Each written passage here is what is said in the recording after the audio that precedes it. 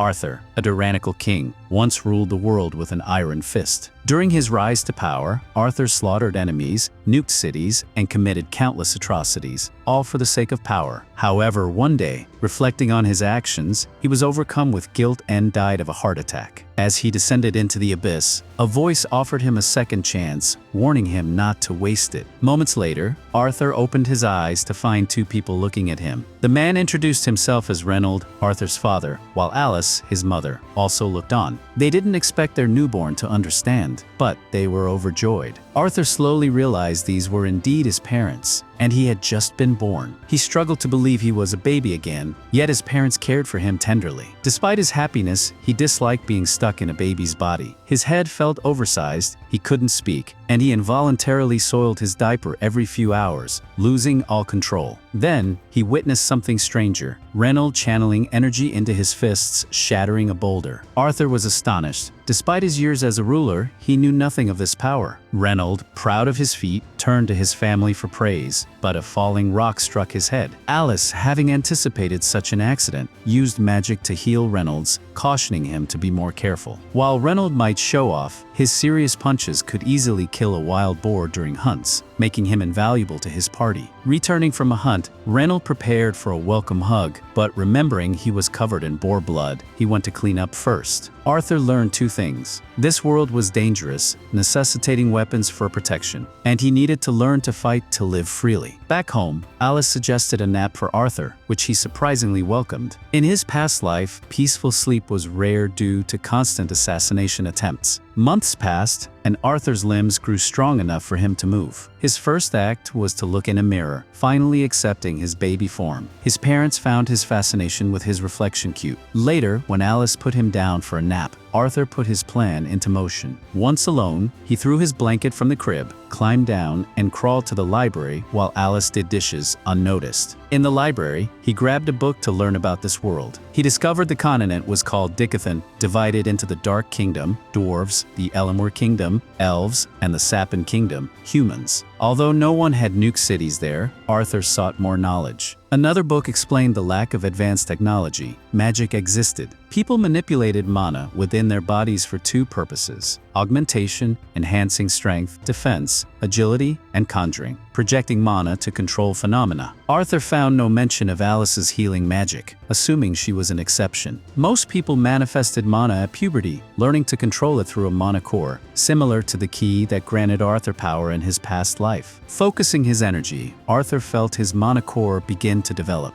Before he could continue, Alice found him, worried sick. Relieved he was unharmed, she held him, noticing something different. Arthur feared she sensed his mana, but she had simply noticed he had soiled himself again. 2 years passed. Alice wrote in her journal, grateful for Arthur's healthy growth but concerned by his lack of smiles. Outside, Reynold was giving Arthur sword lessons. Arthur seemed interested, but Alice was furious at Reynold for letting a 2-year-old play with a dangerous stick. Arthur knew not to anger Alice. To avoid further dangerous activities, Alice took Arthur to town. He was excited for first-hand information about this world, observing weapons and unfamiliar substances. He even witnessed fire magic up close, making the trip invaluable. Exhausted, Arthur struggled to stay awake, and Alice wanted him to nap. Despite the limitations of his new life, Arthur enjoyed life with loving parents, a stark contrast to his orphanage childhood. He soon fell asleep on Alice's shoulder. Carrying him to his crib, she told him how proud she was of his curiosity and adventurous spirit, assuming he inherited it from Reynold. She knew he would eventually want to explore the world, and while she preferred a peaceful life for him, she would support his happiness. The next day, Arthur watched Reynold practice magic in the yard,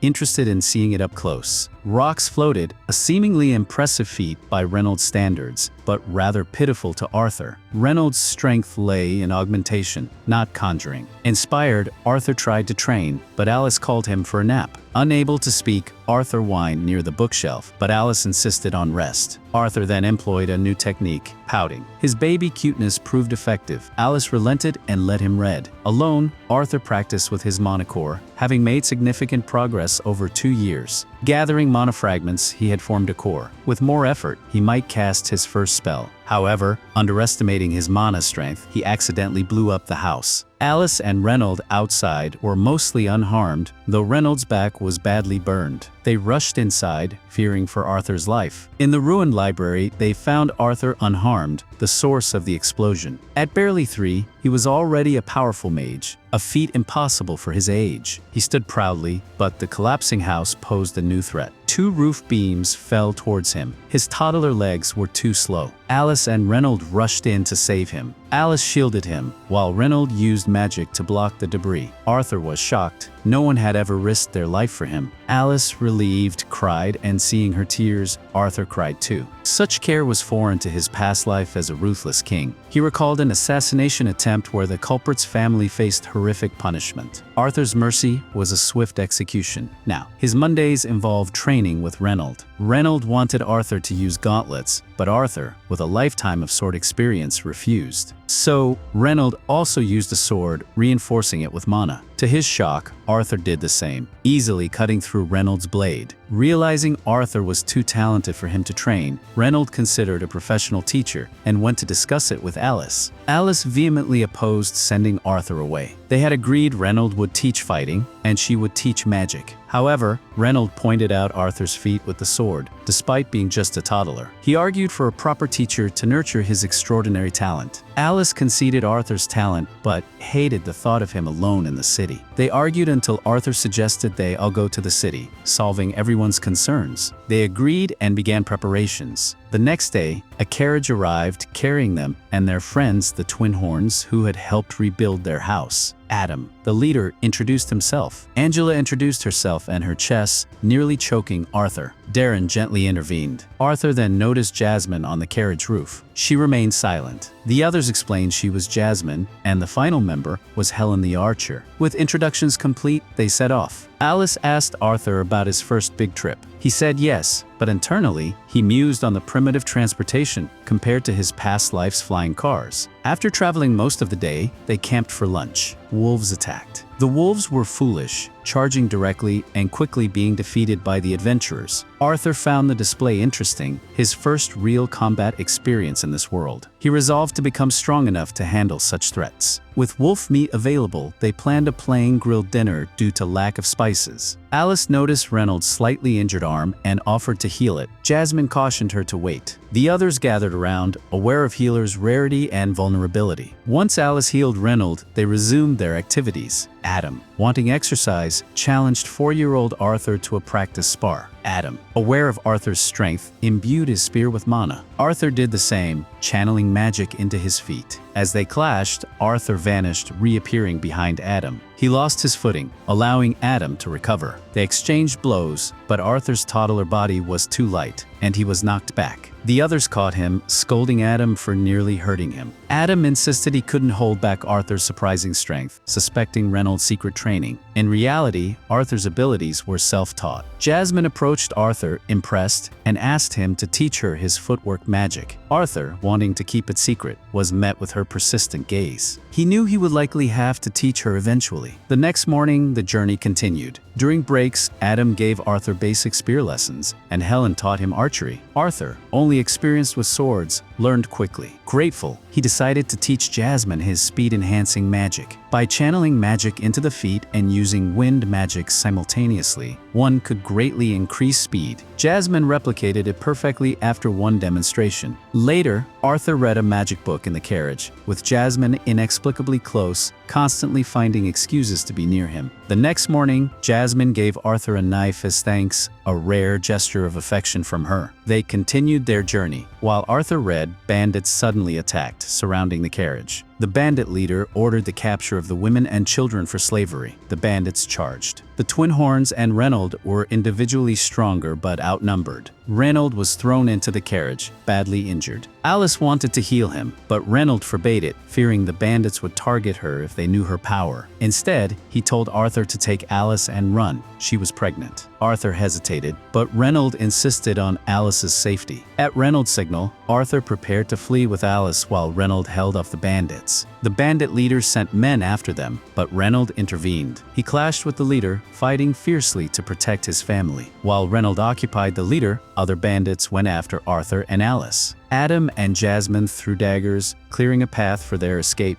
Arthur, who once took without regard, now fled to protect someone precious. After running for several minutes, Arthur thought they were safe, but a magic-wielding bandit on a cliff attacked with a wind spell. Arthur, too late to react, pushed Alice aside, taking the hit himself. The blast knocked him off the cliff. As he fell, he threw Jasmine's knife at the bandit. The string wrapped around the bandit's ankle, pulling him down with Arthur. The adventurers tried to save Arthur, but he was too far. As he fell, Arthur felt a strange peace, knowing he had protected his family. He understood the desperation of the man he had executed in his past life. He hadn't hesitated to sacrifice himself for Alice. Though he didn't regret it, he wished for more time with them. Somehow, Arthur survived the fall, ending up in a cave. He encountered a terrifying monster and regretted seeking shelter there. He tried to sneak attack it, but the monster easily swatted him away, telling him to calm down and that it just wanted to be friends. Wary, Arthur was badly injured and needed food. The monster offered fruit from the cave wall. Arthur hesitated, but his injuries worsened. He tried to get up, heard a snap, and cried out. The monster told him it was a miracle he survived the fall. It offered to answer questions if Arthur ate the fruit. He was hesitant, but found the berries delicious. Once full, Arthur asked about his parents. The monster, unable to leave the cave, used its long-distance vision to show Arthur that his parents had defeated the bandits. Relieved, Arthur thanked the monster. Since he was stuck there, he decided to befriend it. The monster's name was Sylvia, and she was kind. Over the next few days, Arthur rested and healed while Sylvia watched over him. Once recovered, Arthur wanted to go home, but Sylvia warned the journey was too dangerous alone due to magical beasts and bandits in the elven forest outskirts. Sylvia could open a dimensional rift to send Arthur home or to a safer place, but it would take time. Arthur practiced swordsmanship to pass the time. Days passed. Arthur enjoyed Sylvia's company, but knew little about her, only that she was a terrifying-looking but kind creature hiding from something. After sword practice, Arthur trained his mana. Sylvia was impressed by his early mana core development, something he hadn't been taught. She demonstrated accumulating mana while casting a spell, a technique Arthur realized would make him incredibly strong. Before teaching him, Sylvia asked what he would do with such power. Arthur recalled his family's near demise by bandits and vowed to destroy anyone who threatened them. Sylvia flicked his forehead, disapproving of his answer. She wouldn't teach her technique to someone with such a mindset. She explained that while she could easily kill him, she could also be gentle. She urged him not to let anger and hatred control him, leading to an empty life. She asked again what he would do with the power. This time, Arthur focused on the smiles of his loved ones and replied he would use it to protect them. Sylvia was pleased. Meanwhile, outside the cave, a monster resembling Sylvia was tracking her, closing in. In Arthur's past life as king, he was a tool of the senators, forced into violence he disliked. Back in the present, Sylvia taught Arthur her mana accumulation technique. He practiced, feeling his strength increase. He thanked Sylvia, but she sensed someone approaching, pushed him into rocks, and told him to be quiet. Arthur saw another monster identical to Sylvia. Sylvia seemed to know him and was surprised he found her. The second monster demanded Sylvia come with him, but she refused and he attacked. Arthur wanted to help,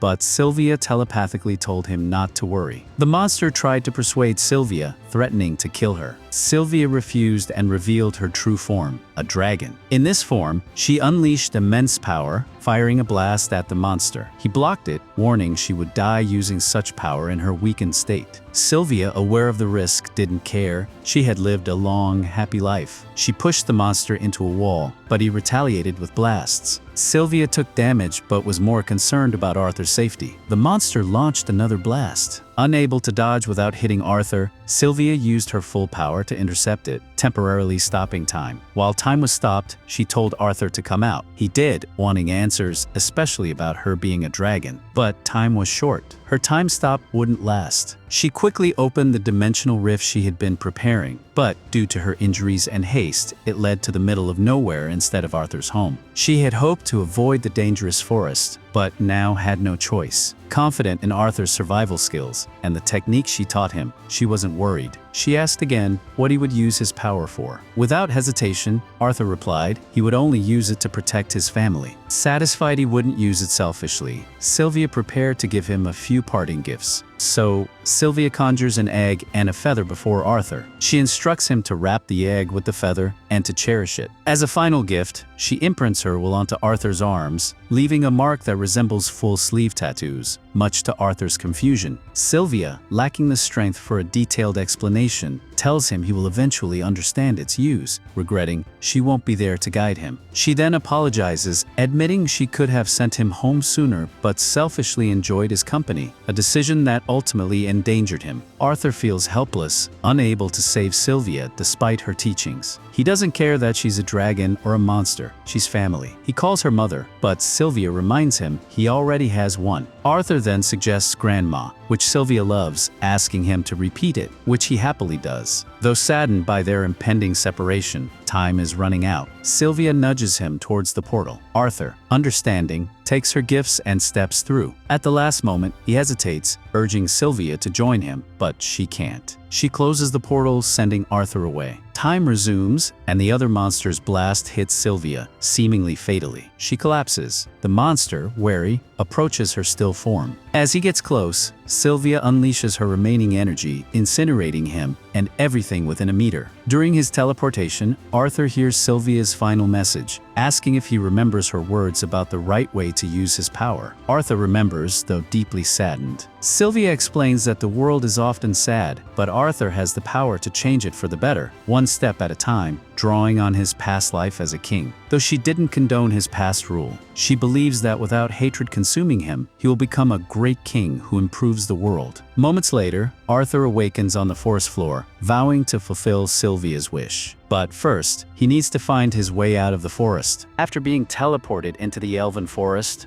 Arthur begins his journey to return home. But while he is walking, he suddenly hears a blood-curdling scream from across the woods.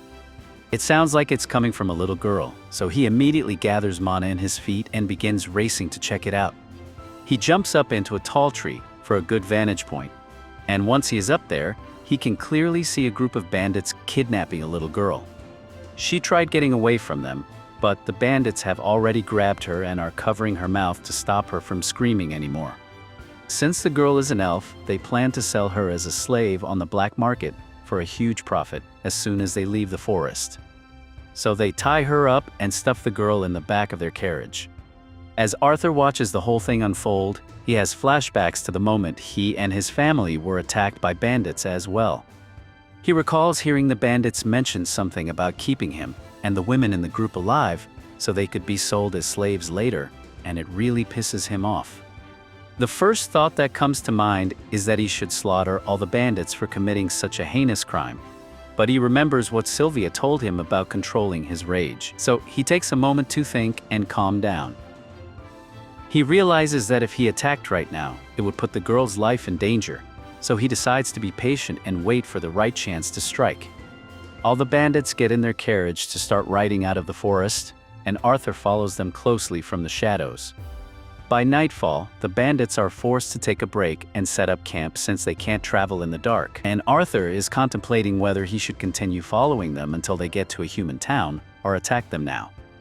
But then he overhears the bandit talking about how his favorite race is elves, so Arthur realizes he can't risk leaving them alone with the girl any longer. However, he still needs to wait for it to get dark before he makes his move.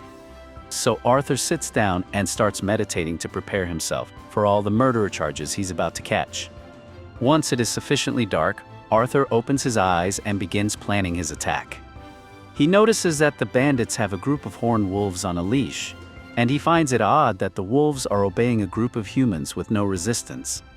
He takes a closer look at them and realizes that they are wearing magic collars to force them to be obedient, and he can use this to his advantage, so he throws a couple of rocks at the wolves to rile them up. The bandits hear their wolves howling over there, and the leader orders one of his men to hurry up and go shut those damn wolves up. The bandit immediately gets up and kicks one of the wolves in the neck to get it to stop barking, and the second the bandit is distracted, Arthur seizes the opportunity. He summons a mana blade before jumping down behind the bandit, and within a few seconds, the bandit has been slashed to death. Arthur then takes the bandit's weapon, and as another one comes to check what all the commotion is, Arthur jumps on his back and slits his throat. That's 2 bandits down already, but Arthur's body is already getting exhausted, so he needs to end this quickly. Just then, another bandit comes to check why the other 2 are taking so long. So Arthur tries to insta-kill this one as well, but unfortunately, he missed the vital organs, so the guy screams and alerts the other bandits of Arthur's presence. The bandit leader realizes that Arthur is a mage, so he knows this isn't going to be an easy fight, but he also doesn't want to kill Arthur because selling a mage kit on the black market would earn him even more money than the elf girl. The bandit leader begins channeling magic into his arms and swings at Arthur, so Arthur jumps back and tries to counter with a kick, but the bandit leader managed to dodge. Arthur tries to catch him off guard by throwing his knife at him, but the bandit catches it and uses it against him. As a result, Arthur is knocked to the ground, and the bandit lifts him up by the ankles to taunt him. He tells Arthur he is no match for an adult when it comes to strength, and Arthur realizes that the bandit is right, so he decides to attack with his magic instead.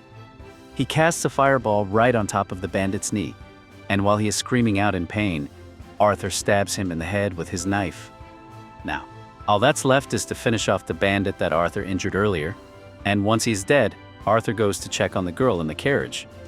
The girl was blindfolded the entire time, so she has no idea what's going on. So Arthur tells her he has taken care of all of the bandits, so she is safe now. Her name is Tessia, and as Arthur leads her out of the carriage, he tells her she can go home. But Tessia suddenly notices some blood on Arthur's hand, and she gets really worried about him. Arthur realizes that it's normal for children to be horrified at the sight of blood, so it might not be a good idea to let her see all the dead bodies on the floor. He asks Tessia to wait over here for a minute and goes to cover up all the bandit bodies with a tarp. She asks Arthur what happened to the people that kidnapped her, and Arthur doesn't want to admit that he killed them, so he just says they got into a bit of an accident, so they won't be bothering her anymore. The girl doesn't seem to have any more questions, so Arthur gets her stuff out of the bandit carriage for her and says goodbye, because he needs to continue heading home. However, Tessia grabs his arm and begs him to stay because she doesn't want to be left alone. If Arthur leaves her here by herself, she might get eaten by tree ghosts or something. He asks her if she knows how to get home, and she does know the directions, but she has no idea how long it will take to get to her village. Arthur doesn't like the idea of taking maybe tour, but he also knows there's no chance that Tessia will make it home alive if he doesn't help, so he ends up agreeing to escort her back home. Arthur looks over at the wolves that the bandits captured, and he briefly considers using them for transportation, but he has no idea how to maintain control over a wolf, so he wants to just leave them behind. However, Tessia says they should at least remove the magic collars on the wolves so they can return to the forest. Arthur warns her that the wolves might attack once she removes the collars, but she thinks she'll be fine since she hasn't done anything to anger them. And as a resident of this forest, it is her job to take care of the creatures that live here. She eventually takes the collars off the wolves, and sure enough, the wolves peacefully walk back into the forest. The next morning, Arthur and Tessia begin walking in the direction of the elf village, and after a while, they take a break to eat. Arthur cooks up a little stew and tells her she has to eat it because she'll need the energy for the long journey ahead. Tessia thinks the stew smells weird, but Arthur isn't exactly a world-class chef. It's literally made out of nothing but dried meat and salt, so it doesn't taste good, but it's better than nothing. Tessia asks Arthur why he came to the Elshire forest in the first place since it's rare for humans to come here, much less a lone child. So Arthur explains how he got separated from his family and ended up here. While they are on the topic, Arthur asks Tessia what it's like to live in the kingdom of Eleanor, and she absolutely loves it here. All of her parents are often busy with work, so she spends most of her time with her servant and her grandfather. They continue their journey, but since Tessia doesn't know how far away her village is, it's hard to gauge how long this journey will take. And to make matters worse, those wolves that Tessia released have been following them for a while now, so Arthur is really wishing he had just killed them from the start. That night, Arthur decides to stand guard outside the tent to make sure the wolves don't attack him and Tessia while they are sleeping, but after a while, Tessia pokes her head out and asks Arthur to come to bed. Arthur tells her that he's not sleepy, so he's going to stand guard out here, but she's way too scared to be alone, so she pleads with him to come inside the tent with her. Arthur eventually gives in, so he decides to just keep watch from inside the tent for Tessia's sake. She's trying to pretend that she's not scared, but she also demands that Arthur stay by her side at all times. Before she goes to bed, she wants to learn a little about the human kingdom, so she asks Arthur if it's true that all humans are perverts who marry multiple wives. Arthur is surprised to hear Tessia say that and asks where she heard it from, so she explains that her grandfather told her. Arthur can't deny that people like that exist, especially in the Gerard family, but for the most part, humans are modest people. Tessia believes Arthur, so she turns over and falls asleep immediately. The wolves didn't attack, so by morning, Arthur and Tessia got up and continued their journey. Tessia has really been warming up to Arthur over the past few days, and now that she has had a chance to forget about the slave traders, she seems a lot happier. Although she is still pretty hopeless when it comes to survival skills because she can't even cross a creek on her own, so Arthur has to carry her across. All of a sudden, Arthur is hit with a strange throbbing pain in his chest, and he has no idea what's wrong with him. Tessia worriedly runs off to go find some medicinal herbs that might help, but Arthur doesn't think this is a regular illness. While he's propped up against a tree, the wolf from before shows up, and Arthur is starting to panic because he is in no condition to fight it off if it decides to attack right now. Tessia soon returns with the herbs. So Arthur warns her to stay away, because the wolf might be dangerous, but to his surprise, the wolf just drops a dead pig in front of Arthur, and walks away. Arthur is confused by what just happened, but Tessia assumes the wolf was trying to thank him for his help earlier. That night, Arthur and Tessia set up camp, and enjoy some roasted meat by the fireside. This tastes a lot better than the stew, so Tessia really enjoys it, and while she was searching for medicinal herbs earlier, she happened to find some mushrooms, so she offers some to Arthur. But he probably shouldn't have accepted the strange mushrooms, because it gave him a bad case of diarrhea. After Arthur is done emptying his guts, he is really tired, so he is seconds away from passing out, but Tessia keeps talking to him. She is telling Arthur about how her grandpa used to read her storybooks about the human and dwarven kingdoms, so she always wanted to visit those places, but she was never allowed to since elves don't trust people from the other races. Just then, Tessia realizes that Arthur hasn't been listening to a single word she said, but she knows he's just sleepy, so she covers him with a blanket and wishes him a good night. The next morning, the two continue their journey, but the pain in Arthur's chest is getting worse. Tessia apologizes for not being able to help, but Arthur tells her it's not a big deal. Changing topics, Tessia asks Arthur if it's alright for her to call him Artie since she thinks of him as a friend after all. They spent so much time together, and the two of them have gotten really close. Arthur says he doesn't mind being friends with her, and Tessia is surprised that he didn't react much. Arthur then jokingly swears to cherish every moment the great Lady Tessia thinks of him as a friend, but that makes her upset, so she tells Arthur to stop acting so childish. Arthur thinks it's funny that she would say that when she was the one begging him to stay by her side at all times because she was scared, but Tessia says that's an entirely different thing. Jokes aside, now that Arthur thinks about it, Tessia is the first friend he has ever made. Even in his old world, people were so scared of him that he never truly had anyone whom he could call a friend till now. Just then, Tessia spots something that looks familiar, so she tells Arthur to come take a look. Arthur comes over expecting to see a cool-looking stick, or something, but to his surprise, he is standing in front of a huge tree with a portal in the middle of it.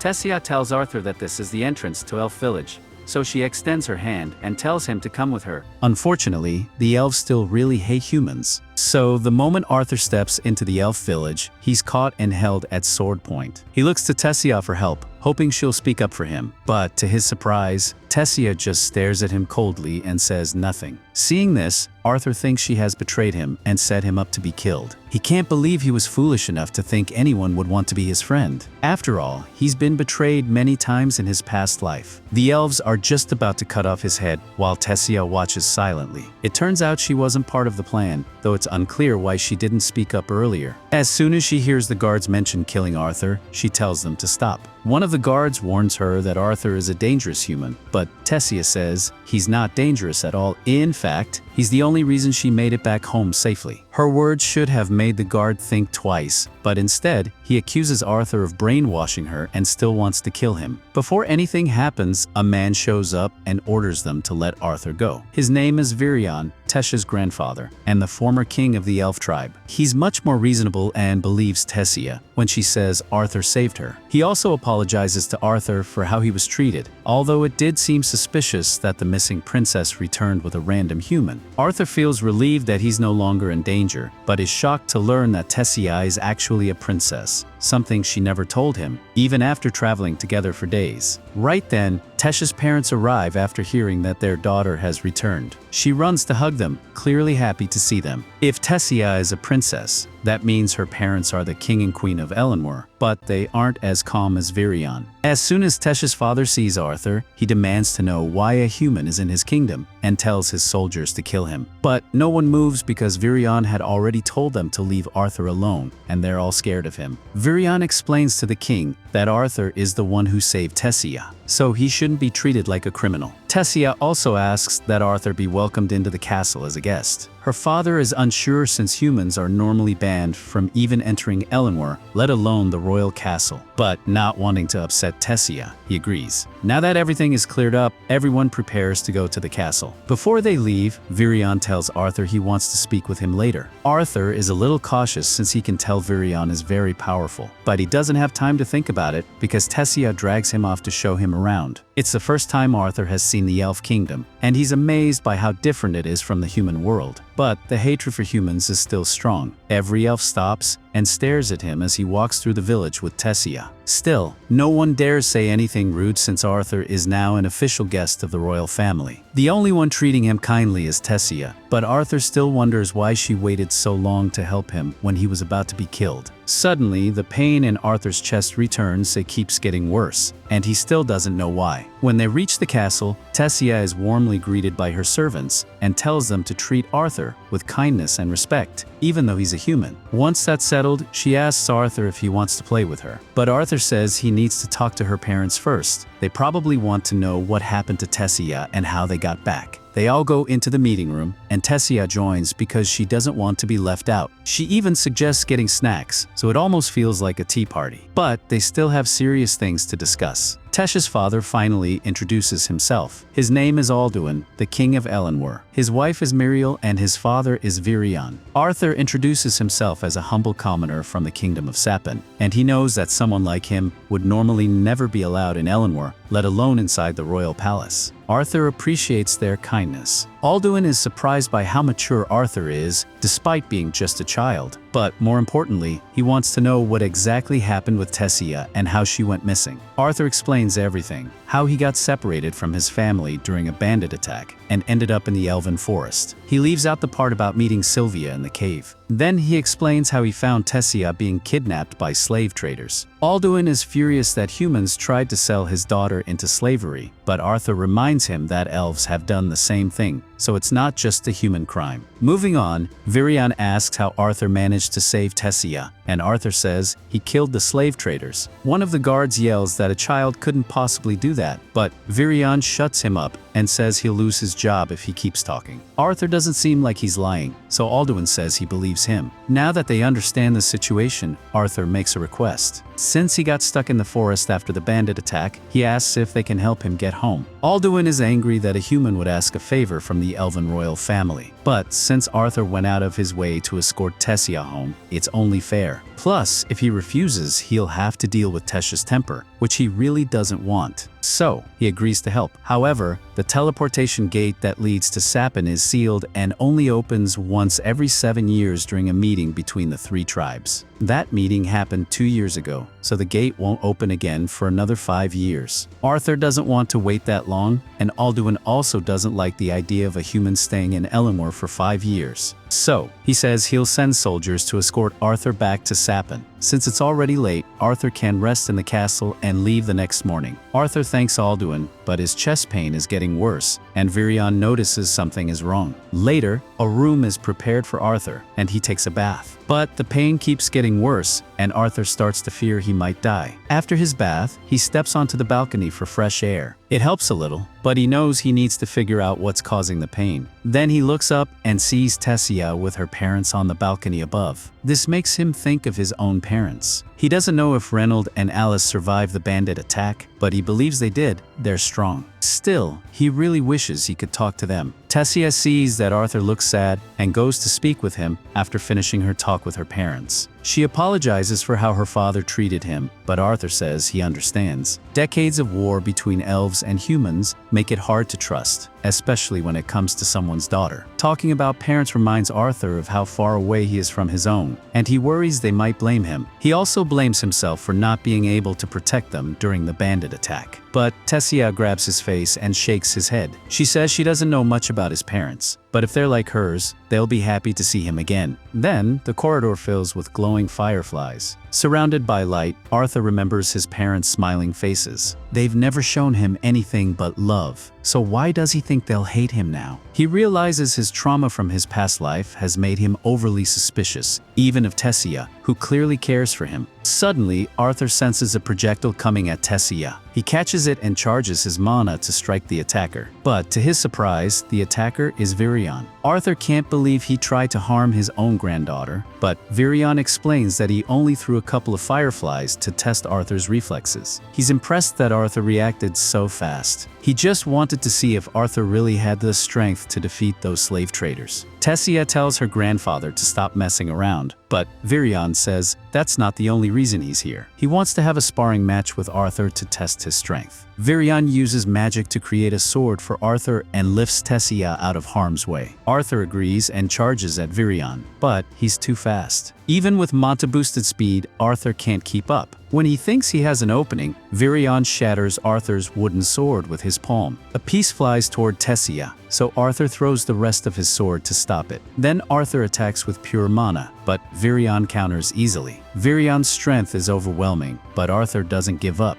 After being knocked back, he charges again and manages to land a small hit on Virion's forehead. It doesn't hurt much, but Virion is impressed that Arthur got past his defenses. He wants to keep going, but Tessia pinches him and tells him to stop bothering Arthur. Arthur says it's okay. He's honored that someone as powerful as Virion wanted to spar with him. Then Virion says he wants to take Arthur as his disciple. Arthur is shocked and asks if he's serious. Virion says he is and asks if Arthur accepts. Arthur hesitates since he still hasn't contacted his parents. But Virion says he knows a way for Arthur to talk to them right now. Before Arthur can respond, another sharp chest pain hits him, and Virion tells him he knows the cause. He says Arthur has inherited a beast will, and unless he agrees to become Virion's disciple, the beast will is going to kill him.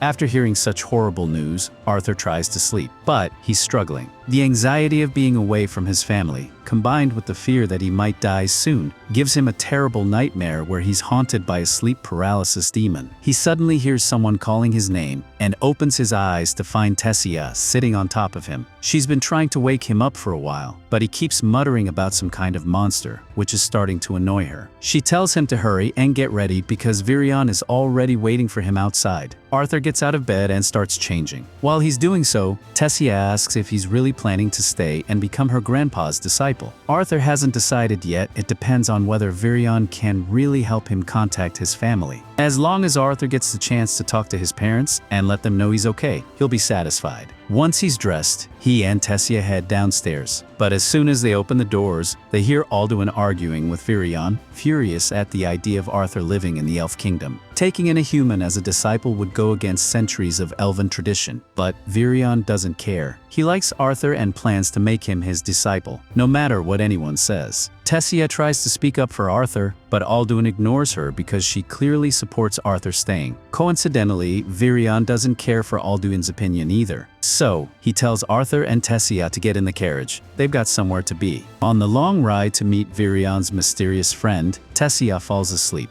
Arthur, now feeling more comfortable, calls Virion Grandpa and asks if it'll take much longer. Virion is amused by how quickly Arthur dropped the formalities, but if Arthur ends up living under his tutelage, he'll be like part of the family. Virion doesn't mind Arthur's casual tone. In fact, he's happy that Tessia finally has a real friend. As an only child and heir to the throne, alone. Most kids avoid her, and those who did befriend her only ended up betraying her trust. So she finds it hard to open up to people. But with Arthur, she's always smiling and having fun, and Virion is thankful for that. Arthur, who also has deep trust issues, feels like he can trust Virion, who just seems like a sincere and kind grandpa. Eventually, they arrive. Arthur wakes Tessia, and they all step out. Arthur is curious. This mysterious person must be very special if someone like Virion came all the way to see them. Virion stomps on the door and yells for Rania to come out. When he puts his ear to the door, he gets smacked in the face as it swings open. After regaining his composure, Virion introduces Rania as a special mage, and with her abilities, she might be able to help Arthur contact his family. She invites them all inside to begin. But once Arthur steps in, all he sees is an ordinary house with a bucket of water on the table, so he starts wondering how she's supposed to help him. Rania explains that she is a special type of mage called a seer. As a seer, she can look into the past and future of people. She momentarily uses her powers on Arthur and quickly realizes he's an unusual case. There are parts of his past she can't see. But that's not surprising since she only sees fragments. That said, Arthur didn't come for a glimpse into his past or future. He wants to let his family know he's alive. Rania slides a bucket of water in front of Arthur and tells him to think deeply about his parents to get the best result. She begins using her power, and within seconds, Arthur sees visions of his parents. Alice has just finished cooking stew, too much for two people, and though Reynolds loves it, neither of them can enjoy it without Arthur. For all they know, he died after falling off the cliff. Reynolds blamed himself so much that he nearly turned to alcohol, but had to care for his pregnant wife. They eventually moved to the city, where Reynolds found work and managed to afford a house within weeks. But no amount of success could ease the pain of losing Arthur. Suddenly, they hear Arthur's voice, but they can't see him. They fear it's his ghost. Arthur assures them he's alive and living in the elf kingdom of Elenwer. He doesn't fully understand the magic, but thanks to a friend, he's using a special spell to talk to them. He wants to come home, but can't right now. Something is wrong with his body, and he won't survive unless he fixes it. He promises to return once he's healed, though he's unsure how long that'll take. He asks them not to blame themselves, it was his choice, and he'd make the same one again if it meant keeping his family safe. Reynolds and Alice are overwhelmed with joy to hear Arthur is alive. Saying goodbye again brings Arthur to tears, but he's glad they got to speak. He resolves to never make them worry like that again, and to do that, he needs to become stronger. So, he asks Virion to make him his disciple. Now, they just need Alduin to approve Arthur living in the castle. Alduin is still opposed due to his deep hatred of humans, but Tessia reminds him that Arthur saved her. If he rejects Arthur, it would make him look like an ungrateful savage. Alduin argues that Arthur's presence might spark issues in the Elf Kingdom, but Virion already planned for this. He tells Alduin to publicly announce Arthur as his disciple. No one would dare challenge Virion's authority. With that, Arthur is officially granted permission to live in the royal palace. After the meeting, Alduin approaches Arthur to apologize for his earlier behavior. He still doesn't like humans much, but Arthur seems like a good kid. And since Arthur saved Tessia, it's Alduin's duty to repay him. He tells Arthur to think of himself as part of the family now. Arthur is surprised by how quickly Alduin and Miel changed their stance, but it makes sense considering how much Virion and Tessia stood up for him. Arthur thanks Alduin, calling it an honor to be welcomed into the royal castle. But Tessia interrupts, this isn't enough. If Arthur is really welcome, she wants him to be allowed to play outside with her. Since Alduin has already accepted him, he agrees. With that, Tessia excitedly drags Arthur into town to show him around. He's once again fascinated by elven culture. Tessia knows the area well and mentions a nearby shop that sells popular snacks. She warns him they need to hurry before everything sells out and pulls his arm to rush him along. Arthur happily follows her, but accidentally bumps into a kid on the way. It's an honest mistake, but the kid starts insulting Arthur and yells about filthy human germs. Arthur wonders how the kid dares to be so rude within punching range, but Tessia tells him to just ignore it. Causing trouble over something so minor isn't worth it. Normally, Arthur would have just walked away from someone like Ferrith, but when Ferrith starts insulting Tessia, saying she shouldn't hang out with trash like Arthur and should be spending time with him instead, Arthur decides to have a little fun. Ferrith, being a noble with an overinflated ego, clearly thinks too highly of himself. So Arthur pretends to be excited to meet him, only to deliberately mispronounce his name as Phoebich. Ferrith immediately gets mad, but Arthur fakes an apology, saying he'll make sure to show proper respect to Fifth next time. Then he turns to leave with Tessia. But Ferrith isn't done. He might be arrogant, but he's not dumb. He knows Arthur was mocking him, and he refuses to let it slide. He challenges Arthur to a duel, claiming it's a matter of family honor. Arthur can't believe how ridiculous this is. In his old world, a duel usually meant a fight to the death. Why would some kid casually challenge him like this? But judging from the amused looks of nearby adults, it's clear duels here are more like formal sparring matches than actual life or death battles. So Arthur shrugs and accepts. Tessia tries to stop the whole thing, warning Ferrith that Arthur is Virion's disciple. Challenging the student of the strongest man in the kingdom is, frankly, stupid. But Ferrith believes that there's no way a mere human could defeat him. He even goes so far as to say that refusing the duel would disgrace Virion's name. Arthur agrees, and the duel becomes official. When the fight begins, Ferrith charges in confidently with a wooden stick. But, like most people, he had a plan right up until Arthur punched him in the face. Ferrith drops instantly, unconscious before he even hits the ground. His friends rush over to help,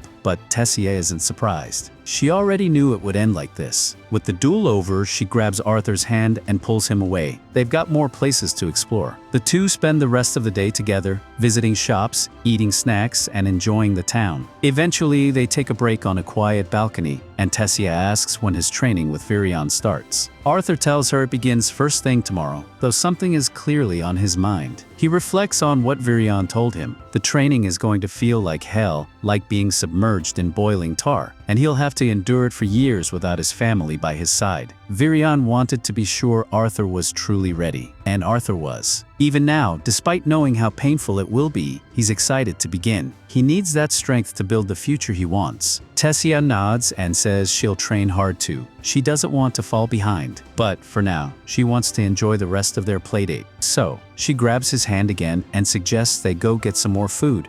A few years have passed, and both Arthur and Tessia have been training rigorously under Virion's instruction. Their bond has deepened during this time, though Tessia's naturally competitive spirit keeps things intense between them. After pushing herself hard in training, Tessia is exhausted and takes a break, giving Virion a chance to give Liam a lesson about magic. Virion explains that once someone stabilizes their mana core, they can begin using elemental magic, water, fire, wind, and earth. However, affinity to these elements varies by race. Elves excel at wind and have strong aptitude for water and earth, but struggle with fire. Dwarves are strong with fire and earth, but weaker in wind and water. Humans, uniquely, can use all four, although individual affinities still vary. Tessia then asks why Arthur hasn't started training with his mana core if it's so crucial. Virion answers that Arthur's current problem is due to the beast will inside his body. It grants great power, but it's also causing instability between his flesh and mana, resulting in chest pain. Until Arthur reassimilates his mana core, training with mana could be dangerous. Tessia jokes that she must be stronger than Arthur for now, since she can use mana in her attacks. Arthur fires back that it's not a fair comparison. Among elves, awakening mana before the age of 10 is rare, but Tessia awakened hers at 9,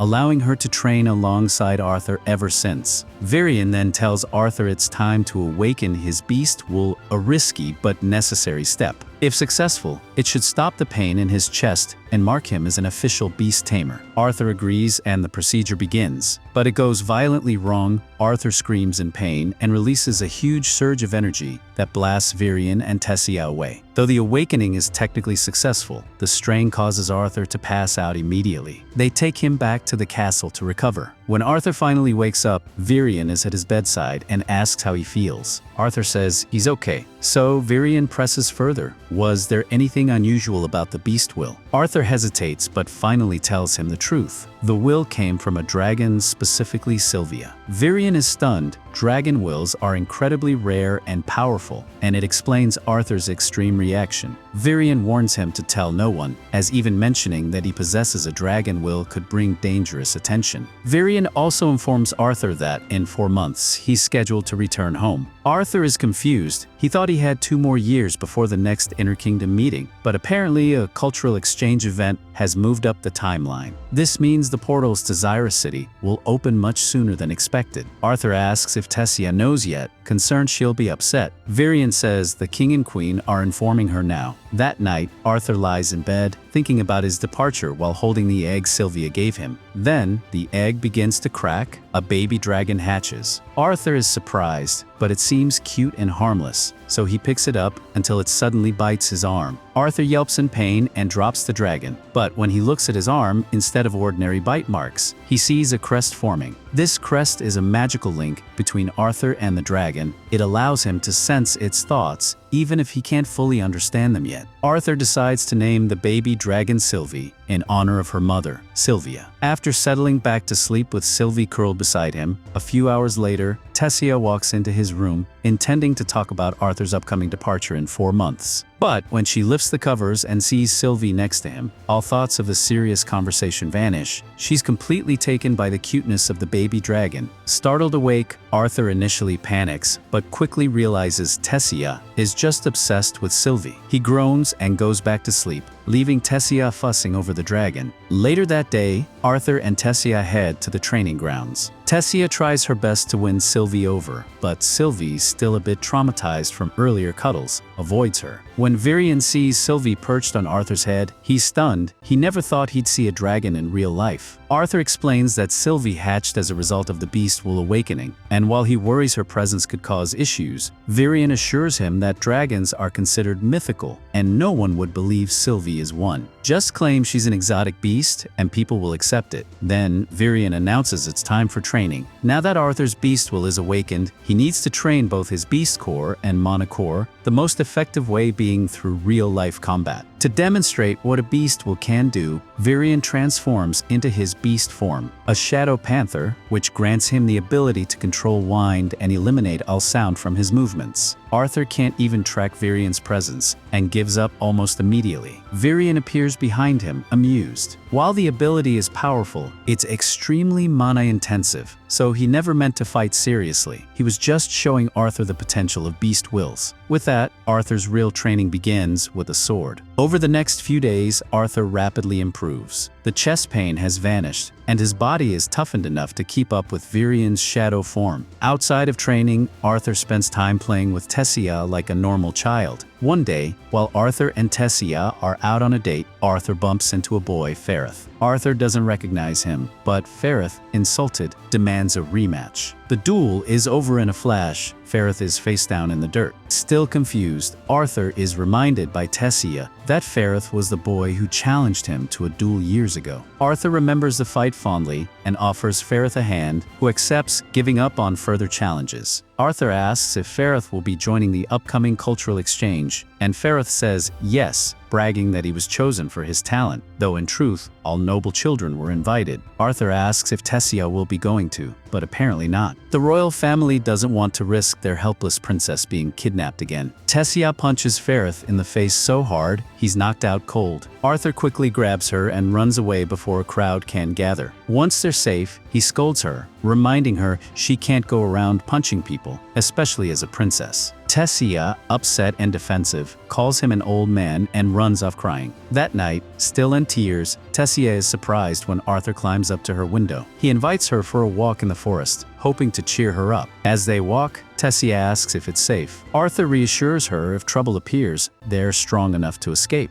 The view of the night sky is worth it. As they sit by a campfire, Tessia starts to doze off, trying hard to stay awake because she knows this may be the last quiet moment they share. She pretends she's cold, not scared of ghosts, she insists, and asks Arthur to tell her about the human kingdom. He admits he doesn't know much since he's never been there. She says she wishes he could stay forever, and Arthur says he would if he could, but that would mean never seeing his family again. Before they can talk more, she falls asleep beside him. Finally, the day of Arthur's departure arrives. Before he leaves, Virion gives him a gift, a magical compass that will guide him back to the Elf Kingdom if he ever wants to return. Arthur is grateful but notices Tessia is missing. Virion explains she couldn't bring herself to watch him leave. Just as the portal opens, Arthur hears Tessia call his name. She runs toward him, but falls halfway, and Arthur rushes to help her up. She rambles emotionally, warning him to take care of himself or she'll never forgive him. Understanding how much she truly cares, Arthur pulls her into one last hug, quietly telling her that he's going to miss her a lot.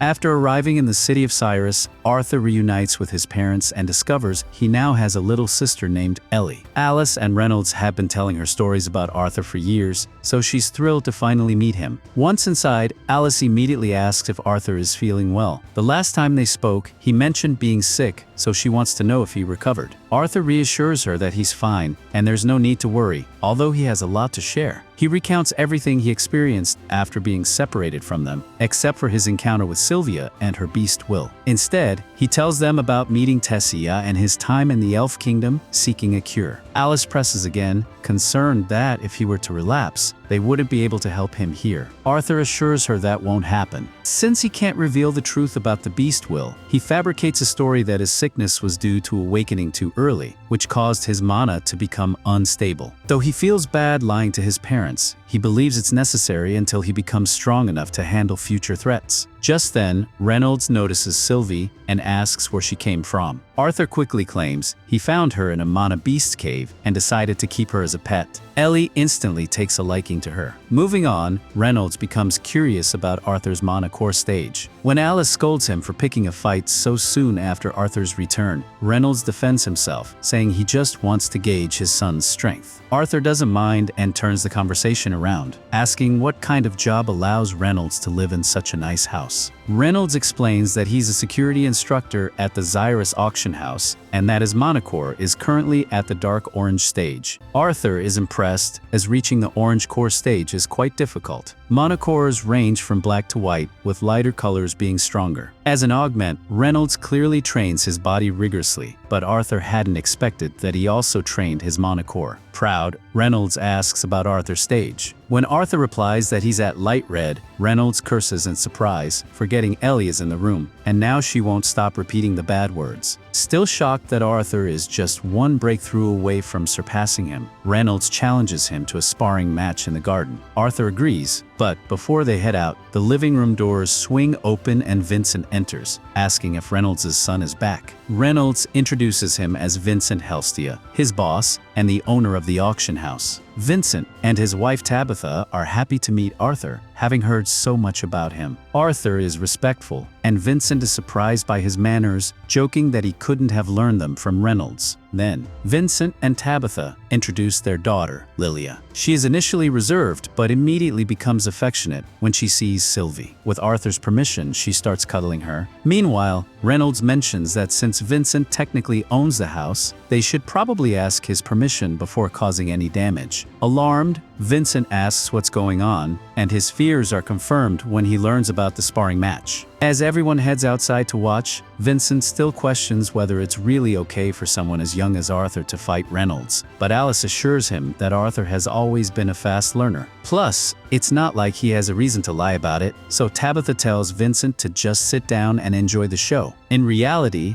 Arthur could have broken through to the orange stage years ago, but while training with his beast Will, he wasn't allowed to train his mana core. Still, he has other tricks he's eager to show off. As the match begins, Arthur and Reynolds start trading blows, and Reynolds is impressed by how strong Arthur has become. However, he still overpowers Arthur in terms of raw strength. Eventually, some distance forms between them, and Reynolds says he wants to kick things up a notch. He engulfs his hand in flames and tells Arthur he can back out if he wants. In this world, all mages have a type of elemental mana they're most compatible with. While conjurers can easily manipulate elements, augmenters usually can't unless they reach a certain level. At that point, they can identify their compatible element and use it to enhance their attacks. Imbuing his body with fire magic makes Reynolds a much tougher opponent. So, Arthur decides to go all out too and channels mana into his arms. They clash again, more evenly matched this time, though Arthur still gets blown back by Reynolds' force. Thanks to all the knowledge from his past life, Arthur's training with Virion was extremely effective, so much so that he mastered fire magic early on. Virion even encouraged him to begin training to surpass regular fire magic, and this match shows the result. Arthur gathers mana in his hands again, and this time, electricity crackles around him as he generates lightning. Reynolds is stunned. He can't believe Arthur is really capable of using a higher form of fire magic. But Arthur isn't done. While controlling lightning, he simultaneously manipulates water from the fountain to attack Reynolds from behind. Reynolds blocks the attack, completely shocked that Arthur can use both fire and water elements. He's beyond proud of his son, hugs him, and asks where he learned all that and if he has any more surprises. Arthur explains that he only recently learned to use lightning magic and still struggles to control it, but he's making progress. Ellie runs out onto the field to check on her father and brother. Meanwhile, Vincent and Tabitha stand in awe. No ordinary child should be capable of what they just saw. Later that evening, everyone sits down for dinner, and Vincent can't stop praising Arthur. Reynolds says he's known Arthur was special ever since he awakened his mana at age 3. That sounds impossible to Vincent, since even the geniuses of this world only awaken around age 8, though most of them don't blow up their house in the process. Reynolds bursts out laughing at the memory, but laughs so hard he falls out of his chair. Just then, Vincent suggests that Arthur should enroll in Xyrus Academy. Reynolds had never considered it, since the academy is mainly for wealthy and influential mages. But Tabitha agrees with Vincent and even offers to sponsor Arthur's tuition, believing someone so talented is destined for greatness. Alice hesitates to accept, knowing they've already received so much help, and Arthur is only 8, while the academy's minimum age is 10. However, Vincent reveals that he personally knows the director of the academy, thanks to his work, and he's confident he can arrange an exception for Arthur. However, before Vincent can say anything more, Arthur speaks up. He calmly but firmly points out that it would be nice if they asked for his opinion before making such a big decision about his future. After all, he just reunited with his family today, and the last thing he wants is to immediately talk about leaving again for school. With that, Arthur excuses himself from the dinner table and begins walking through the halls, still unfamiliar with the layout of the house. Just then, Lilia calls out to him, warning that he's heading toward the basement and might get lost. She offers to guide him instead, and since Arthur doesn't have anything better to do, he agrees. She leads him to one of the break rooms, where the house servants usually gather during their free time. All the servants warmly welcome Lilia, who often visits them to relax when she has the chance. Even though Arthur just arrived today, they all already know who he is after all. He burned up the garden earlier during his sparring match with Reynolds. Arthur apologizes for the damage, but none of them seem upset. One of the servants even jokes about it. Lilia asks Maria, the cook, if there's still any leftover duck. There is, but Maria teases Lilia, warning her not to overeat because she's been getting a bit chubby. The playful banter lightens the mood, but Arthur also picks up on something more serious. One of the maids quietly explains to him that Lilia often comes here when she's feeling stressed. Her parents, eager for her to awaken as a mage, push her into constant lessons. Lilia does want to become a mage, but all the pressure clearly takes a toll, and this break room is her escape.